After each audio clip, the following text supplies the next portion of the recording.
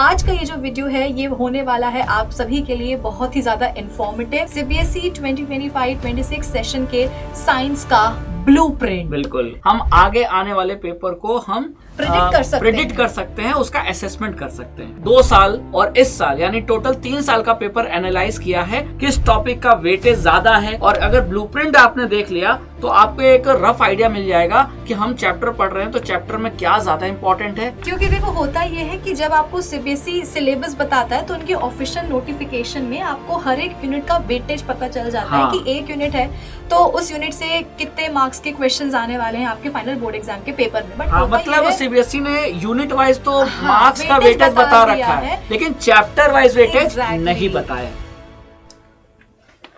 Hello बच्चा पारी, कैसे हैं आप सभी बच्चे? I hope you guys are doing well. आज का ये जो वीडियो है ये होने वाला है आप सभी के लिए बहुत ही ज़्यादा इंफॉर्मेटिव। ये वीडियो आपके लिए बहुत ज़्यादा इंपॉर्टेंट है बेटा, इसलिए इसको पूरा देखने के पहले ही सेव कर लो, वीडियो को लाइक कर दो और अपने बाकी सारे फ्रेंड्स और क्लासमेट्स में इसको शेयर भी कर दो, क्योंकि आज के इस वीडियो में हम आपको बताने वाले हैं सीबीएसई 2025-26 सेशन के साइंस का ब्लूप्रिंट। बिल्कुल। सर, ब्लूप्रिंट क्या होता है? देखो, ब्लूप्रिंट एक ऐसा प्लान होता है जिसमें हम पिछले 2 साल के पेपर को एनालाइज करने के बाद हम आगे आने वाले पेपर को हम प्रेडिक्ट कर सकते हैं, उसका असेसमेंट कर सकते हैं, है ना। तो चाहे 2 साल या चाहे पिछले लास्ट 3 साल, ये तो डिपेंड करता है हमने क्या किया है। हमने पिछले 2 साल और इस साल यानी टोटल 3 साल का पेपर एनालाइज किया है और उसको हमने इस ब्लूप्रिंट में डाला है। किस चैप्टर से कितने मार्क्स के क्वेश्चन पूछे गए हैं, किस टॉपिक का वेटेज ज्यादा है, वो सब कुछ आपको ब्लूप्रिंट में मिलने वाला है। और अगर ब्लूप्रिंट आपने देख लिया तो आपको एक रफ आइडिया मिल जाएगा कि हम चैप्टर पढ़ रहे हैं तो चैप्टर में क्या ज्यादा इंपॉर्टेंट है और किस चैप्टर का वेटेज ज्यादा है और जिससे पहले पढ़ना है, ताकि आप अपने पढ़ाई को उसी हिसाब से प्लान कर सको और सिलेबस को कवर कर सको। क्योंकि देखो होता ये है कि जब आपको सीबीएसई सिलेबस बताता है तो उनके ऑफिशियल नोटिफिकेशन में आपको हर एक यूनिट का वेटेज पता चल जाता है कि एक यूनिट है तो उस यूनिट से कितने मार्क्स के क्वेश्चंस आने वाले हैं आपके फाइनल बोर्ड एग्जाम के पेपर में। बट मतलब सीबीएसई ने यूनिट वाइज तो मार्क्स का वेटेज बता रखा है, लेकिन चैप्टर वाइज वेटेज नहीं बताया। 13 चैप्टर्स हैं आपके साइंस में, तो हर एक चैप्टर का भी वेटेज आपको पता होना चाहिए कि मान लो कि अगर हम लाइफ प्रोसेसेस चैप्टर पढ़ रहे हैं तो उस चैप्टर से कितने नंबर के सवाल आ सकते हैं ये आपको पता होना चाहिए। और बेटा हमने प्रीवियस ईयर्स के जो क्वेश्चन पेपर हैं बोर्ड एग्जाम के उनको हमने एनालाइज किया है आप ही बच्चों के लिए। हमने ये पता लगाया है कि जो साइंस के 13 चैप्टर हैं हर एक चैप्टर से कितने नंबर के सवाल पूछे गए हैं पिछले से पिछले साल, फिर उसके पिछले साल, इस साल। तो और पूरा हमने एनालिसिस करके जो है एक फाइनल ड्राफ्ट रेडी किया है जिसको हम ब्लूप्रिंट बोल रहे हैं, जिसमें कि हम आपको ये बताने वाले हैं कि भाई आप फर्स्ट चैप्टर पढ़ रहे हो तो फर्स्ट चैप्टर से इतने नंबर के सवाल पूछे जा सकते हैं इस बार बोर्ड एग्जाम में। तो होता ये है कि अगर आपको ब्लूप्रिंट पता है ना तो आप उस हिसाब से अपनी स्ट्रैटेजी बना सकते हो चैप्टर्स को पढ़ने की। कहीं ना कहीं आपकी पढ़ाई करने का आपको एक सही डायरेक्शन मिल जाता है अगर आपको ब्लूप्रिंट पता है तो। बिल्कुल राइट सर। तो आगे बढ़ने से पहले आप चैनल को सब्सक्राइब कर दो और इस वीडियो को लाइक और शेयर जरूर करना, है ना। तो आगे बढ़ते हैं, ब्लूप्रिंट आपको ओपन करके दिखाते हैं।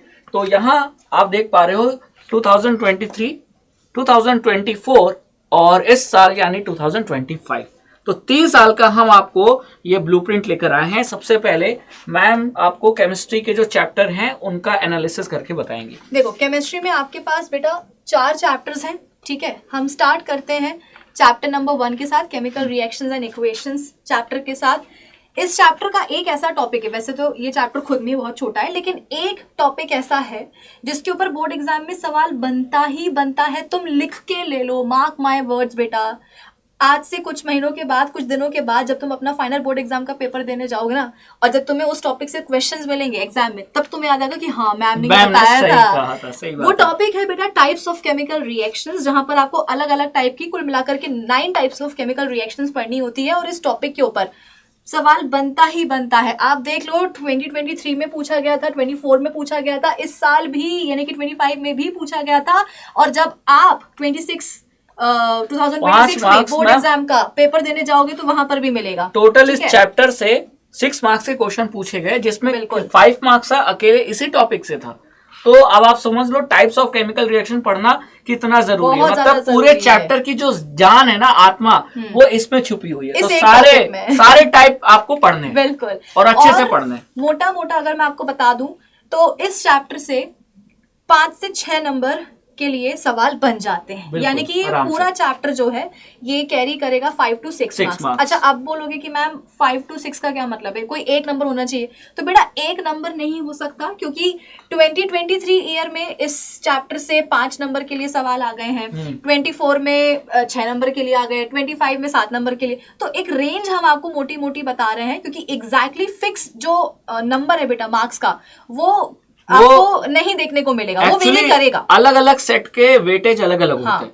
ठीक है, और ईयर वाइज भी वेटेज बदलता है। तो इसीलिए हम रेंज बता रहे हैं कि उस रेंज के अंदर तो आएगा ही आएगा। तो ये जो आपका चैप्टर है केमिकल रिएक्शंस एंड इक्वेशंस, ये आप अपनी एनसीईआरटी बुक खोलो, उसका जो इंडेक्स है वो निकालो और चैप्टर के आगे लिखते जाओ कि इस चैप्टर से 5 से 6 नंबर के सवाल आने वाले हैं, ठीक है। और मोस्ट इंपॉर्टेंट टॉपिक कौन सा है? Types of chemical reactions. फिर इसके बाद में हम आते हैं अपने सेकंड चैप्टर के ऊपर, and that is acids, basis and salts. बेटा इस चैप्टर से ना 6 से 7 नंबर के सवाल जो है वो बन जाते हैं, ठीक है। यानी कि ये अकेला चैप्टर है, ये कैरी कर रहा है 6 to 7 मार्क्स।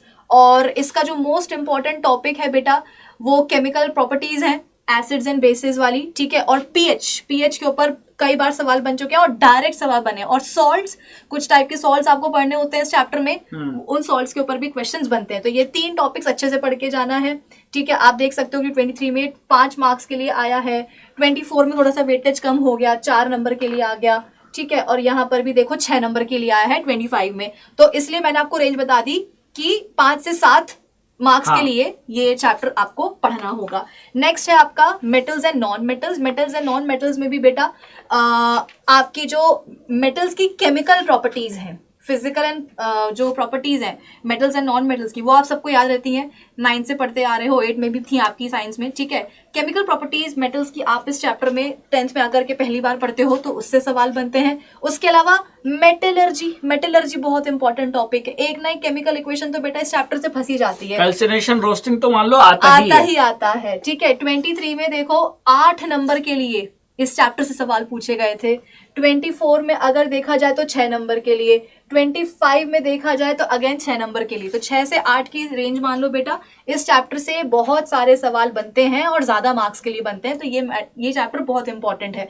फिर इसके बाद में आपका लास्ट चैप्टर आता है केमिस्ट्री का, that is carbon and it's compounds.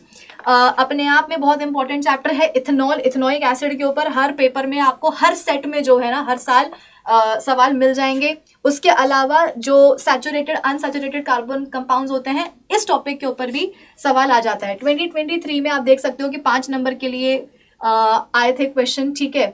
24 में अगर देखा जाए तो 8 नंबर के लिए ये चैप्टर आया था, और 25 में अगर देखा जाए तो 7 नंबर के लिए। तो 7 से 8 नंबर के लिए आप ये समझ लो कि इस चैप्टर आपको प्रिपेयर करना है, ठीक है। यानी कि ये जो चैप्टर है बहुत हाई वेटेज चैप्टर है ये, and followed by metals and non metals. ये दोनों चैप्टर्स को बहुत अच्छे से पढ़ना होगा। जब आप केमिस्ट्री पढ़ने बैठोगे सबसे पहले इन दोनों चैप्टर्स को ही निपटाना। बिल्कुल।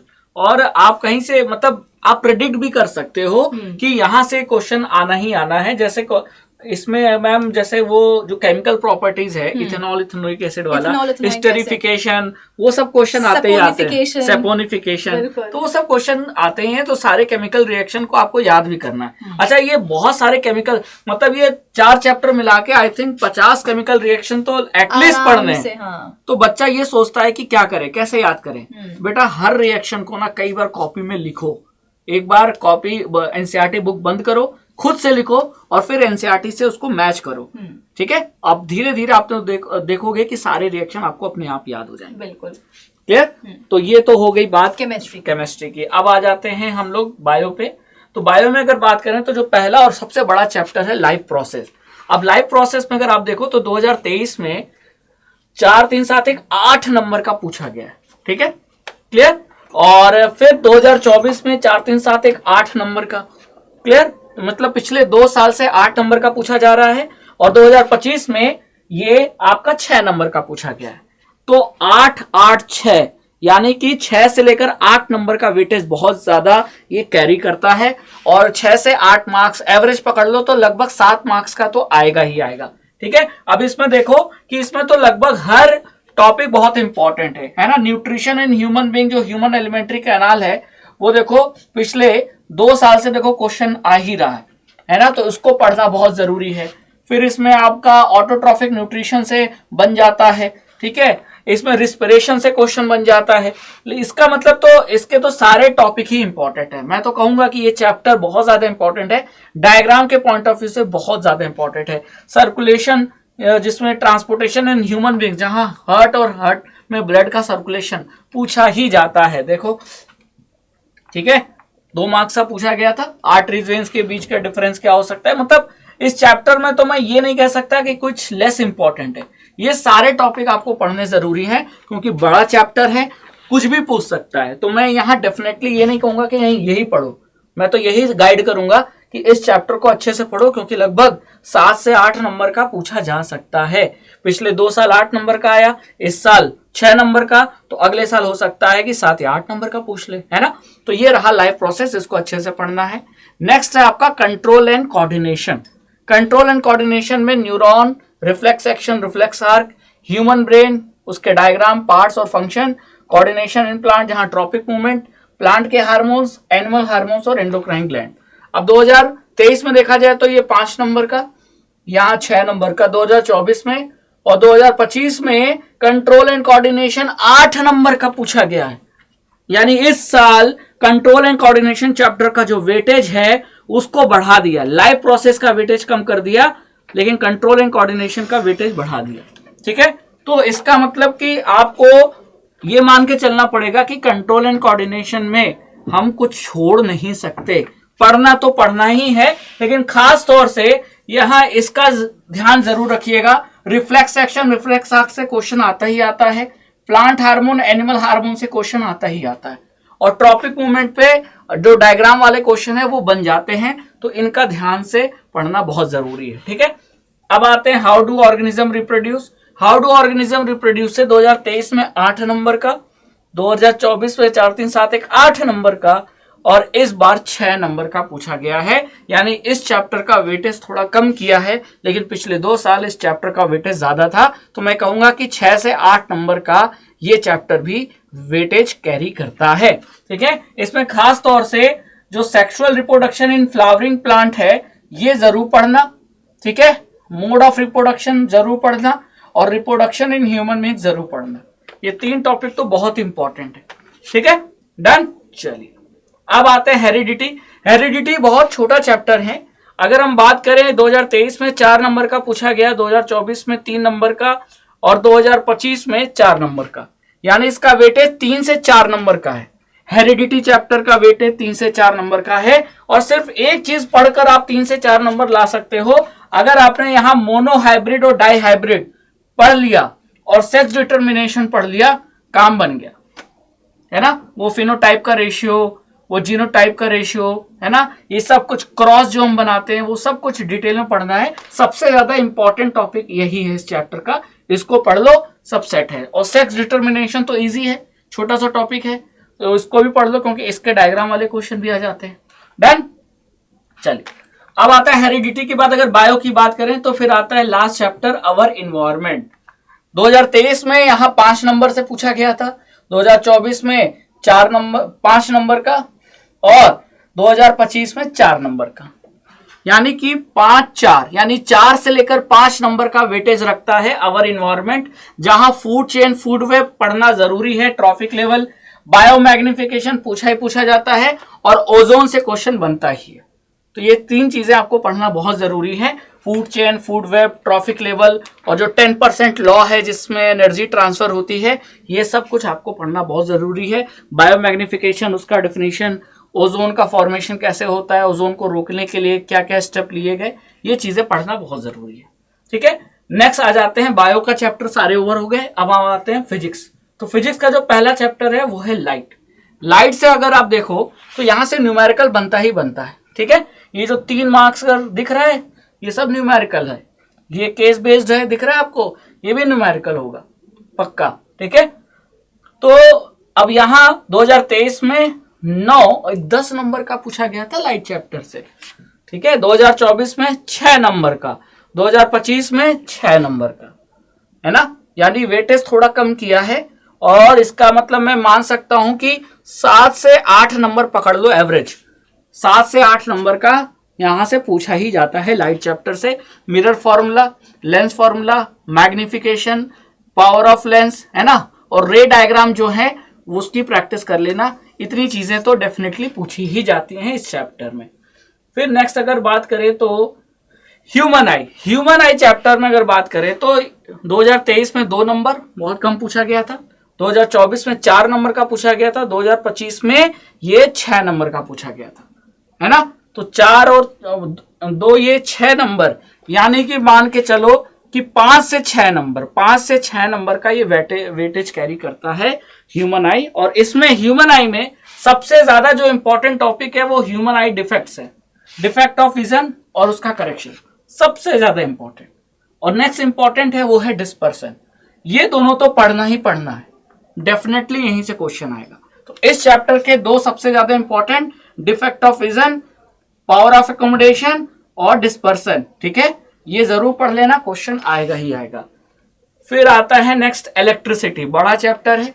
पिछले 2023 में 7 नंबर का पूछा गया, फिर यहाँ 8 नंबर का 2024 में, और 2025 में आप देख रहे हो 5, 1 6, 1 7, 1 8, और ये ऑप्शनल है। ऑप्शनल मतलब इस चैप्टर का और मैग्नेटिक इफेक्ट चैप्टर का 2 मतलब क्वेश्चन थे, लेकिन बीच में और लगा था, यानी दोनों में से एक करना था।